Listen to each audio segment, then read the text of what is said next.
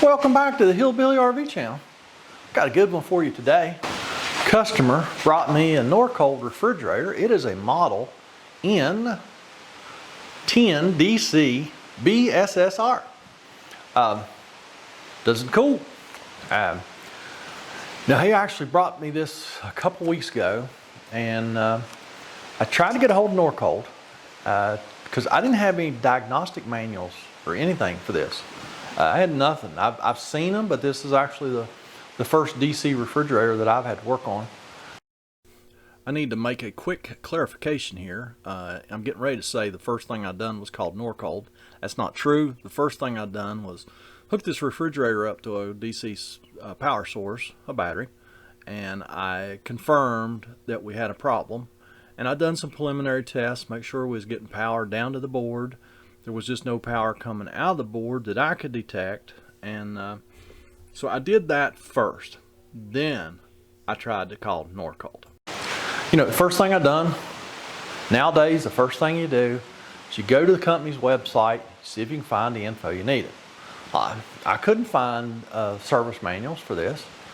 I looked around and just didn't see them.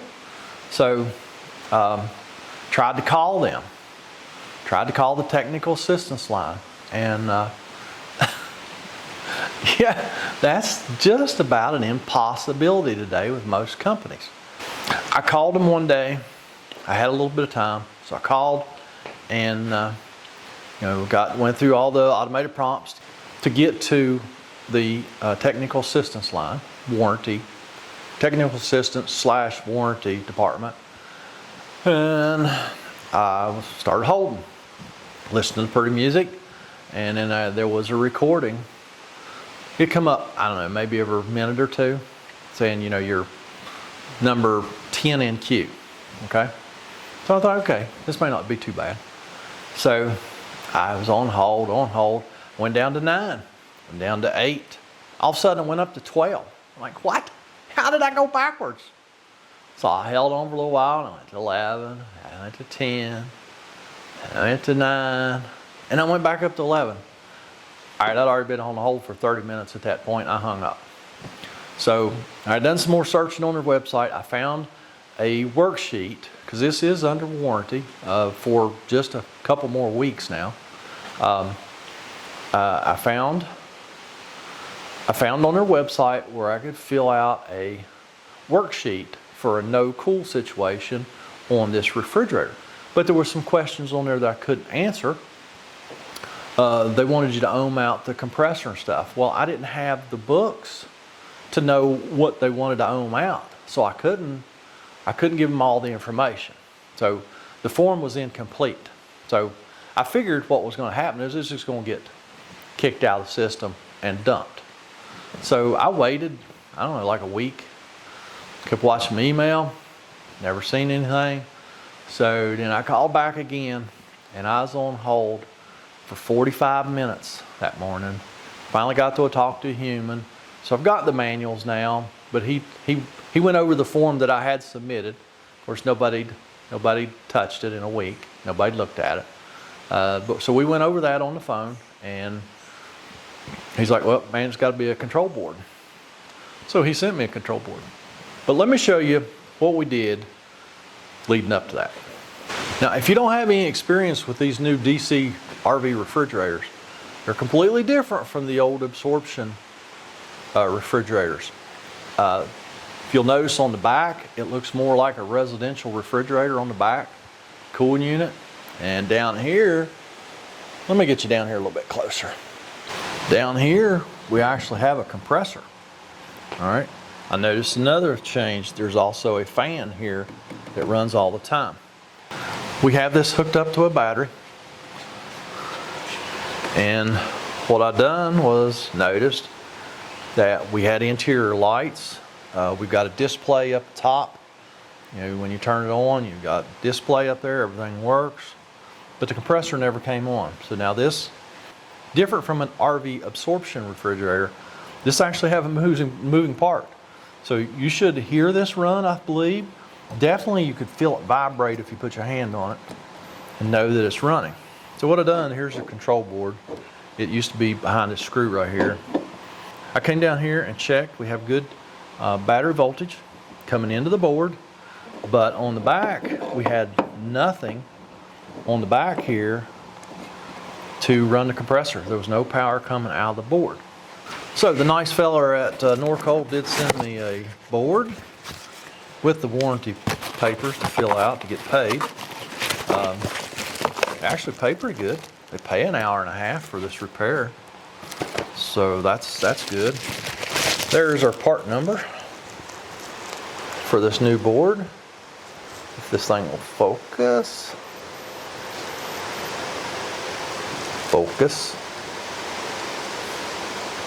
Boy, I think this camera has fallen over too many times.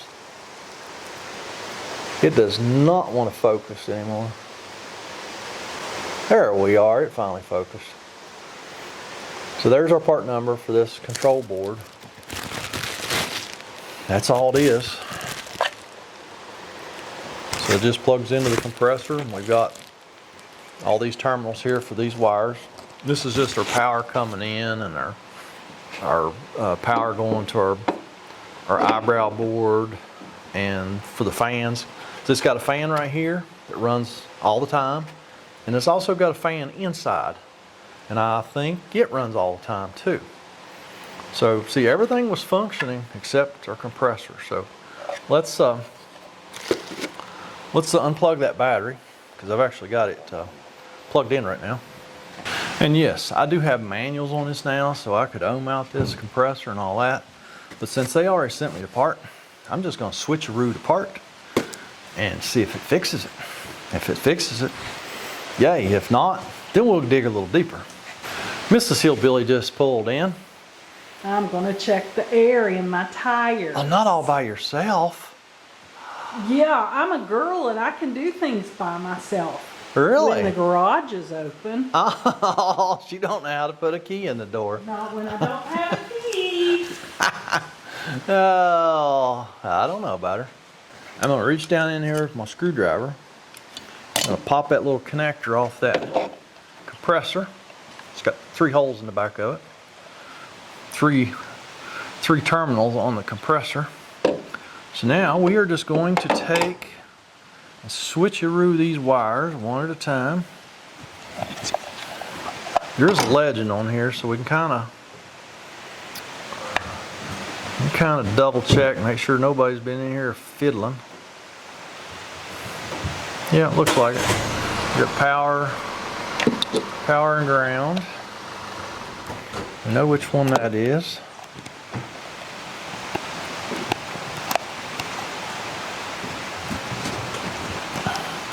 This will come unplugged. The brown one is our F plus, whatever that stands for. Okay, that's our F plus. We'll just go ahead and plug that one in to the F plus terminal. Might as well just go ahead and plug our power and ground in as well. Positive there, negative there.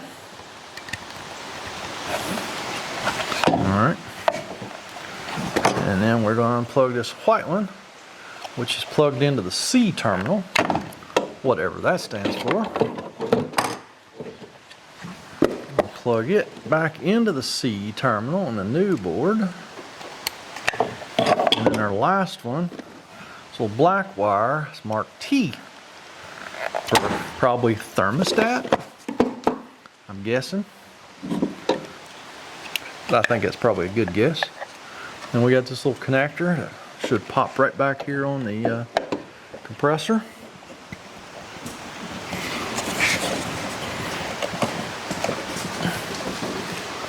Oh yeah, easy peasy. All right, I'm not gonna bother putting that screw back in. Let's test it. I'm just gonna plug our battery back in. All right, well, compressor did not come on. Unhook that battery. I'm gonna just unplug that from that compressor. And I'm gonna see if we have any power coming out of this board to run the compressor. Probably should have checked that before, but the guy thought the board was probably bad, so that's why he sent me one. I got my meter set on the DC scale.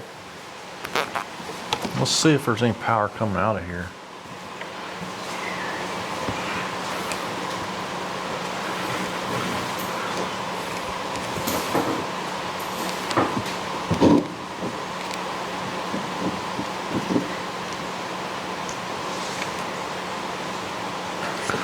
Well, there's no power coming out of here. So, there must be something else wrong. Or there's there's a long delay or something that we're not getting. Let me get my laptop out and dig up the manuals, and we'll proceed from that point. Went to the trusty laptop, pulled up the manual. It had me make up this, have to use an LED. This thing says it has self-diagnostics on board, but you gotta have an LED light to read those diagnostics. So let me kind of show you what it had me do here. I went to the van, pulled out an LED light. It had me make up this jumper wire to go on the positive side of the control board, then plug one side of the LED light into that and the other side into the D terminal for diagnosing, I'm going to assume. So let me cut the, I went and plugged that compressor back up. Let me power this thing back up. Let's see if it's got any codes in it. All right, got 3 blinks. So let's go back to the computer, see what 3 blinks tells us.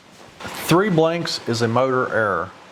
Either the motor, or it says rotor, but the motor's either blocked, stuck, or there's too much pressure in the system and I won't allow the compressor to start. So now it's going to give me a test to perform. So let me go see what that is. You're going to love this one. Test C, motor start error. Complete the diagnostic pre-checks. Remove the refrigerator from enclosure, but keep DC power supply connected. Turn refrigerator off for a minimum of 5 minutes to allow internal system pressure to equalize. Turn refrigerator back on. Does code 3 return? Yes. Replace the refrigerator. No. Repair complete. So we're going to try this one more time, but yeah, I believe this fridge is toast. So they're probably going to end up replacing this refrigerator. I don't know. But they're not going to be real happy with me, but I didn't have the diagnostic stuff. The guy sent me the diagnostic stuff, said, I'm going to send you that part because that's probably what it is. So I didn't come up here to diagnose it because I was waiting on that part. Got the part. I don't fix it. It's non-repairable. I love it. They tell you go test C, pull the refrigerator out, which you've already had to do to hook these wires up back here like this. Turn it off. Turn it back on. Problem continue. Replace the refrigerator. No, it's good to go. Don't worry about it. It's a throwaway world we live in, folks. I mean, you just don't repair anything.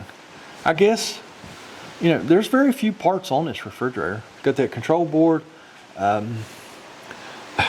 It looks to me like all the thermostat, most of the thermostat stuff is permanently plumbed into the cooling system. So